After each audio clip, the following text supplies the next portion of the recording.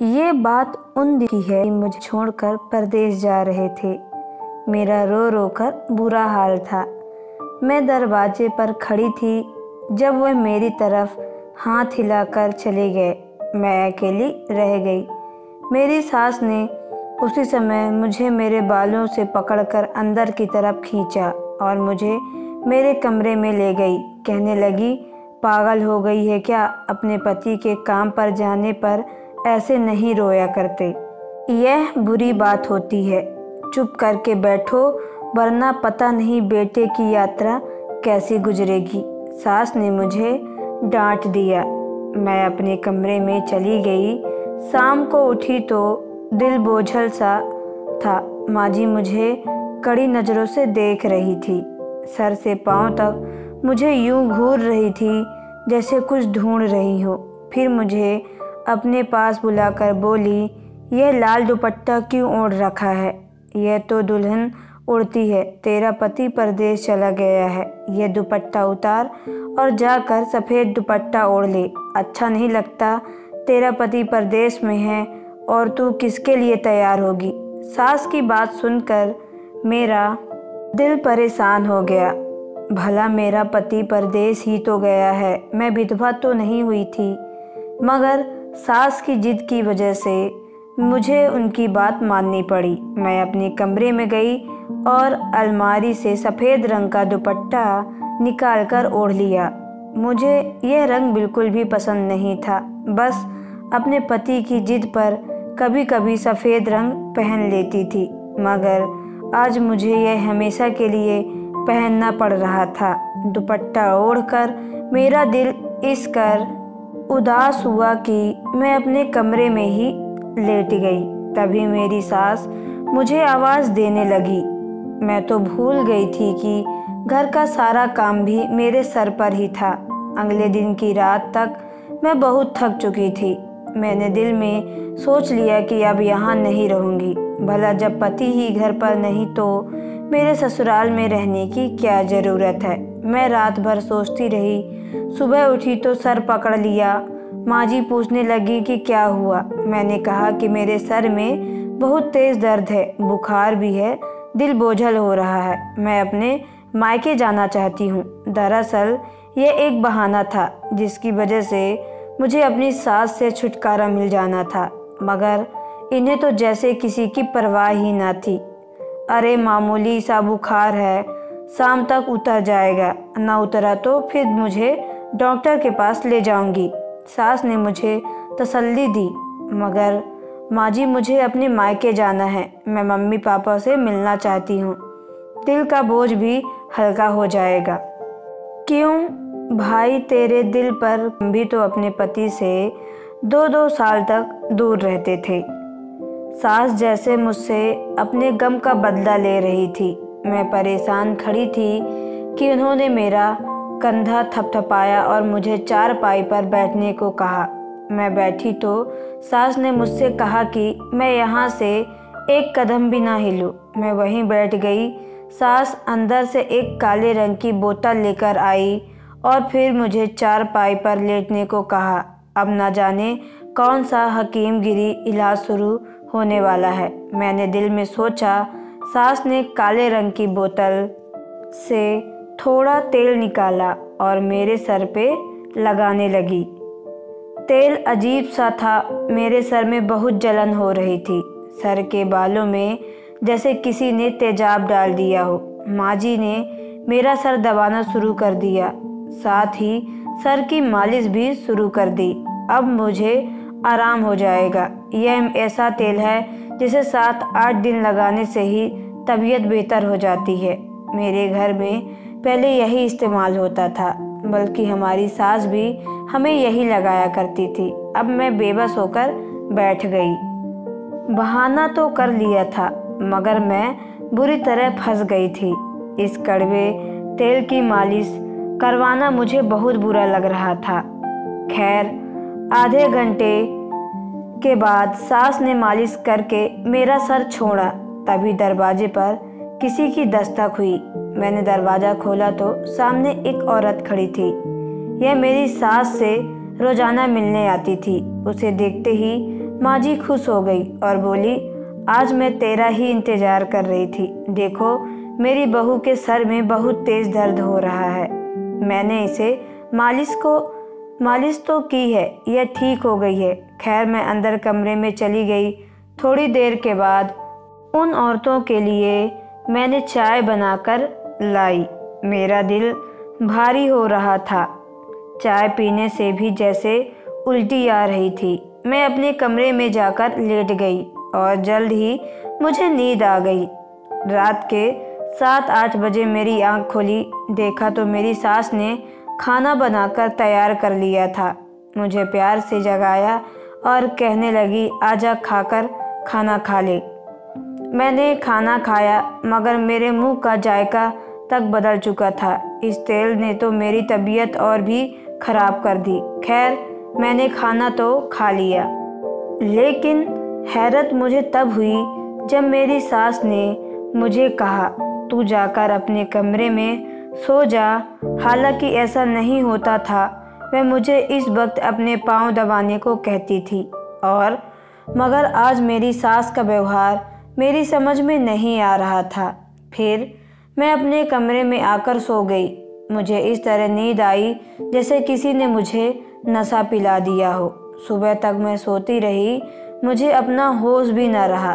सुबह उठी तो मेरा सर भारी था, मुझे से चला नहीं जा रहा था। मैंने अपनी सास से कहा, माँ जी, आपने तो मुझे सही करने के लिए यह तेल लगाया था, मगर इसने तो मेरी हालत और ख़राब कर दी है।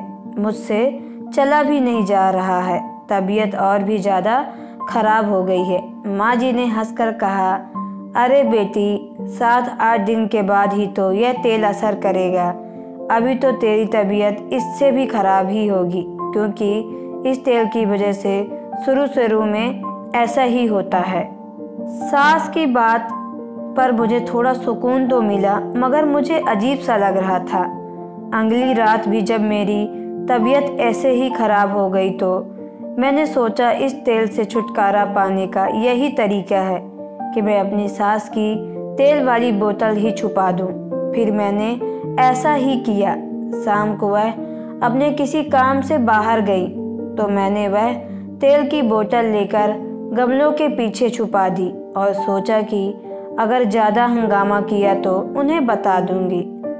अब मुझसे बर्दाश्त नहीं होती थी यह रोज़ रोज़ की परेशानी। खैर, मैंने तेल तो छुपा ही दिया, मगर सास ने आकर रात को जब तेल ढूंढना शुरू किया तो बोली, तेरी मालिश करनी है, तेल कहाँ गुम हो गया। मैंने भी ऐसा नाटक किया जैसे मैं जानती ही नहीं हूँ। तब माँ जी ने इस कदर शोर मचाया कि सारा घर सर पर उठा लिया। उस वक्त मुझे अजीब लगा, भला माँ जी को मेरे सर के दर्द से इतनी दिक्कत क्यों हो रही थी। अगर मेरी सास का व्यवहार पहले से ऐसा ही होता तो मैं इस बात को मान भी सकती थी। खैर, मैं जो इरादा किए बैठी थी कि गमलों के पीछे से तेल की बोतल निकाल दूंगी, अब मैंने अपना इरादा बदल दिया, क्योंकि मुझे सारी रहती थी और सुबह को भी बोझल हुई रहती थी। भला ऐसे इलाज की तबीयत और भी खराब हो जाती थी। उस दिन रात को सोने के लिए मैं अपने कमरे में गई तो सास ने मेरे कमरे का दरवाज़ा बाहर से बंद कर दिया, बल्कि उसे ताला लगा दिया। मुझे बहुत हैरत सी हुई। आज मुझे नींद नहीं आ रही थी, क्योंकि आज उस कड़वे तेल की मालिश नहीं हो पाई थी। थोड़ी देर गुजरी कि मुझे बाहर से कुछ लोगों की आवाज़ें आने लगी। यह आवाज़ें बहुत ही धीमी थी। मैंने अपने कमरे का पंखा बंद किया और उन आवाज़ों को ध्यान से सुनने लगी। कुछ घसीटने की आवाज़ भी आ रही थी, बल्कि 2-4 आदमी के साथ थे। मेरी सास ने जाने उनको क्या कह रही थी। पूरे घर में अंधेरा था। मैंने भी अपने कमरे की लाइट बंद कर रखी थी। फिर मैंने देखा 2 आदमी हल्की रोशनी से हमारे सहन से बाहर वाले दरवाजे से जा रहे हैं। पहले मैंने सोचा कि ज़रूर मेरी सास का कोई रिश्तेदार होगा, लेकिन रिश्तेदार होता तो यूं चोरी छुपे आकर मिलने की क्या ज़रूरत थी। सामने भी तो मिल सकता था, यानी दिन के समय, लेकिन यह रात को ही क्यों आई। अब तो मेरा शक और भी पक्का हो गया। सुबह उठी तो मैं बिल्कुल भी तरोताज़ा नहीं थी। मेरी तबीयत जरा भी ठीक नहीं हुई। मेरी सास ने मुझे देखा तो बोली, रात को तू सोई गई थी ना। जी माँ जी, सो गई थी, लेकिन मैं जानती हूँ अभी भी तेरी तबीयत खराब रहेगी। मैं आज भी तुझे उस औरत के पास ले चलूँगी जो यह तेल देती है। तुम तो जानती ही हो वह हकीमगिरी में कितनी माहिर हैं। उससे हर तरह की औरतें दवा ले जाती हैं, चाहे वह बीमार हो या तंदुरुस्त हो। मेरी सास ने मुझे समझाया, मगर मैं जानती थी कि वह औरत एक मामूली सी हकीम थी, इसलिए मेरा उसके पास जाने का कोई इरादा नहीं था। नहीं माँ जी, अब मैं बिल्कुल ठीक हूँ, कोई ज़रूरत नहीं है वह कड़वा तेल लाने की। मैंने मुंह चिढ़ाते हुए कहा, अरे तुझे क्या पता कि तू ठीक है या नहीं। मैं तेरा पूरा पक्का इलाज करवाऊंगी, तू फिक्र ना कर। शाम को तैयार रहना। माँ जी की बात सुनकर मैंने सर पकड़ लिया। अरे माँ जी, मैं ठीक हूँ, मुझे इलाज नहीं करवाना। ऊपर वाले के लिए मेरा पीछा छोड़ दो। मुझे माँ जी पर गुस्सा आ गया। तभी माँ जी बोली, मेरे साथ जुबान न चला, वरना तेरे पति को परदेश में बता दूंगी कि तू मेरी कोई भी बात नहीं मानती। बस यही मेरी एक कमजोरी थी जिसका माँ जी फ़ायदा उठाती थी। शाम को मैं तैयार हो गई। मेरी सास ने भी तैयारी कर ली और हम उस औरत के पास पहुंच गए। कुछ लोग कहते थे कि ये एक बहुत अच्छी हकीम है, मगर सच तो ये कि ये औरत ज़्यादातर नशीली और गंदी दवाइयाँ बेचती थी। मुझे उनकी दवाइयों पर बिल्कुल भी यकीन नहीं था। माँ जी ने उसके सामने मेरा मसला बताया और कहने लगी, मुझे वही तेल दे दो जो तुमने पिछली बार दिया था। माँ जी की बात सुनकर उसने कुछ समय को सोचा और फिर एक लड़की को आवाज़ दी जो उसी तरह की काली सी शीशी लेकर माँ जी के पास आ गई। माँ जी ने वह शीशी ली और उस औरत को धन्यवाद किया और फिर मुझे लेकर घर आ गई। घर आकर वह बड़ी खुश लग रही थी। मुझे ये सब बहुत बुरा लग रहा था। मैंने भी दिल में ठान ली, आज कुछ भी हो जाए अपनी सास को यह तेल अपने सर पर नहीं लगाने दूंगी। मैंने भी सरसों के तेल में काला रंग मिला दिया और उस बोतल को तेल नाली में यह बहा दिया।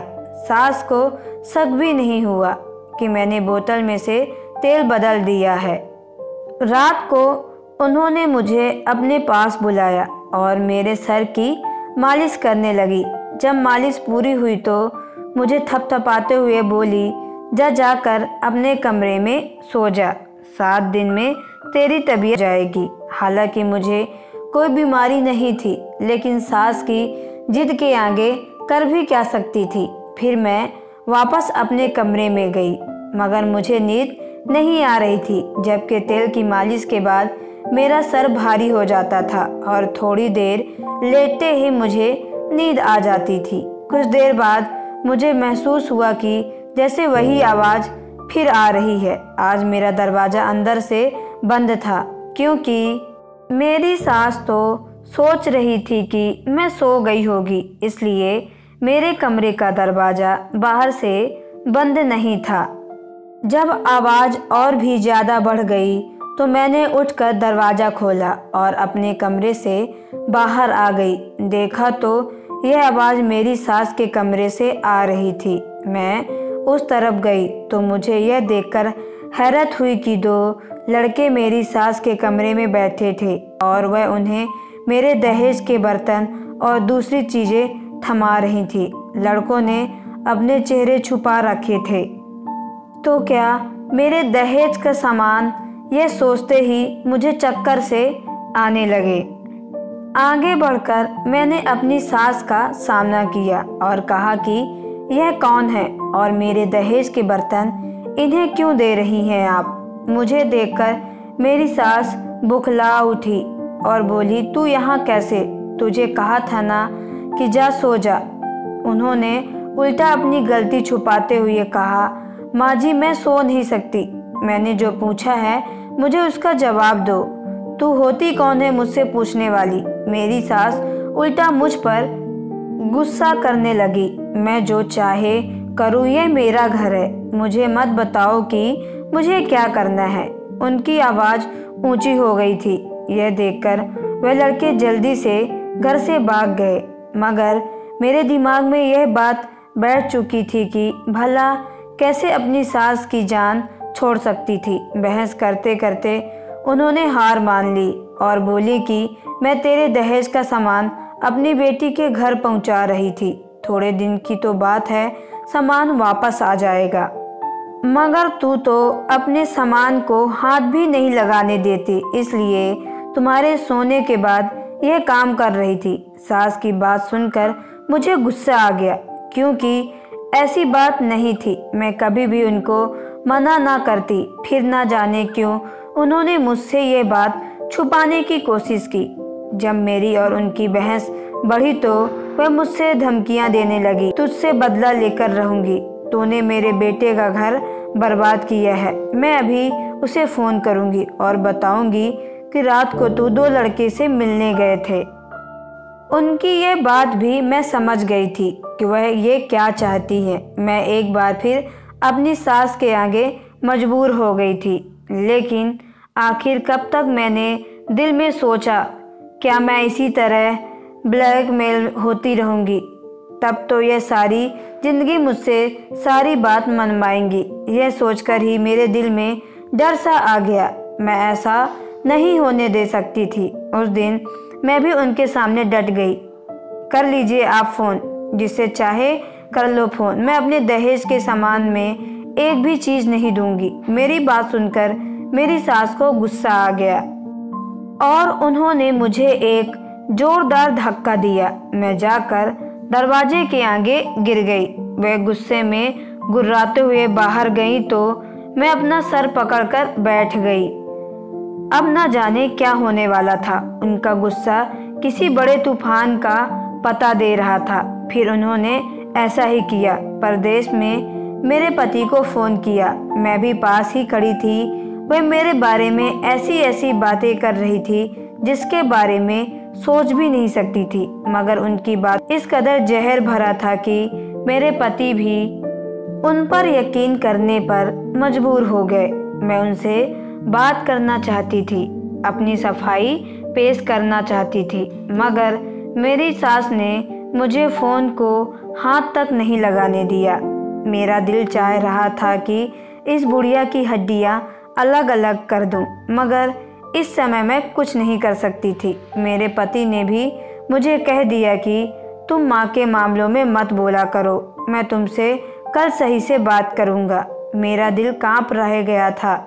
वह बहुत गुस्से में थे। जाहिर है माँ जी ने उन्हें जो बात कही थी वह सुनने के बाद कोई भी इज्जतदार पति अपनी पत्नी को अपने घर में बर्दाश्त नहीं कर सकता था। अगले दिन उन्होंने मुझे फ़ोन किया पर बात की। मैं समझी कि शायद वह मुझे हमदर्दी करेंगे मगर उन्होंने रात भर सोचने के बाद यही फैसला सुनाया कि उनके परदेश जाते ही मैं सही रास्ते से भटक गई थी और उनके पीछे उन्हें धोखा दिया। इस बात ने मुझे आंसुओं से तर कर दिया। सोच नहीं सकती थी कि मेरा पति मुझसे ऐसा व्यवहार रखेगा। मुझे तलाक हो गई। 1 हफ्ते के अंदर अंदर तलाक के कागजात मेरे हाथों में पकड़ा दिए गए थे। उन्होंने मुझे अपनी ज़िंदगी से हमेशा हमेशा के लिए निकाल दिया। मैं रोती हुई अपने माँ बाप के घर आ गई। जाहिर है मेरा कसूर तो नहीं था, मगर मम्मी पापा परेशान हो गए। मैंने भी उनकी परेशानी में अपनी परवाह करने के बजाय उनका साथ दिया। उन्होंने जिस रिश्ते के लिए कहा मैंने हाँ कर दी। माँ बाप की मर्जी से शादी करने का फल मुझे यह मिला कि मेरी शादी एक बहुत अच्छे इंसान से हो गई, जिसे कमाने के लिए कहीं बाहर नहीं जाना पड़ता था। मैं उसी में खुश। यह मुझे बाहर घुमाने भी ले गए। मुझे लगता है कि मेरी ज़िंदगी पूरी हो गई। मैं भी इसी तरह सुकून से जी रही थी कि एक दिन मुझे अपने मोहल्ले की एक औरत मिली। बातों बात में उसने मेरी सास की बात छेड़ दी। मैंने उनसे पूछा कि वह कैसी है तो वह उनकी हालत पर अफसोस करने लगी। बोली, वे बहुत बुरी हालत में है। मैंने कहा, क्यों?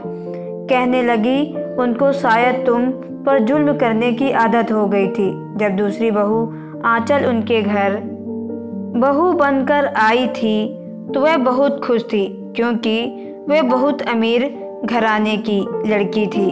ढेर सारा दहेज भी लेकर आई थी। आंचल ने आते ही उस औरत को सीधा कर दिया। उसकी एक बात ना मानती और ऐसी ऐसी बातें अपने पति के सामने करती कि बुढ़िया का बस न चलता। आंचल खूबसूरत अमीर भी, इसलिए उसका कुछ रोब वैसे भी ज़्यादा पड़ता था। तुम्हारी सास तो तुम्हारी आदी थी, उसके सबको तुम्हारी तरह समझ रखा था। उसने आंचल के साथ चालाकी करने की कोशिश की। आंचल ने एक रात अंधेरे में उसे रंगे हाथ पकड़वा दिया। असल में तुम्हारी सास को शुरू से ही चोरियों की आदत थी। न जाने उसे यह आदत क्यों है। हालांकि घर में भगवान का दिया सब कुछ था, मगर अपनी बेटी को अपनी बहू की चीज़ें देना उस औरत को पसंदीदा काम था। अपने बड़े बेटे की पत्नी का भी उसने यही हाल किया था। अब तो हाल यह है कि आंचल का दिल करे तो उसे खाना दे देती है, वरना सारा दिन वह भूखी ही पड़ी रहती है। उसकी यह सज़ा होनी ही चाहिए थी। मैं जानती थी उसने तुम्हारे साथ बहुत बुरा किया है। उसने अपनी पहली बहू के साथ भी ऐसा ही किया था। मैं अपनी सास का हाल सुनकर खुश तो नहीं हुई, क्योंकि किसी को तकलीफ में देखकर खुश होना एक घटिया इंसान होने की निशानी है। मगर सच तो यह है कि इंसान को अपने कर्मों की सज़ा मिलकर ही रहती है। आपको यह स्टोरी कैसी लगी कमेंट बॉक्स पे ज़रूर बताएं। अगर आप मेरे चैनल पर नए हो तो चैनल को सब्सक्राइब करके बेल आइकन को प्रेस कर ले, ताकि आने वाली वीडियो का नोटिफिकेशन आपके मोबाइल पे सबसे पहले पहुंचे। तो चलिए मिलते हैं नेक्स्ट वीडियो पे। Okay bye, take care.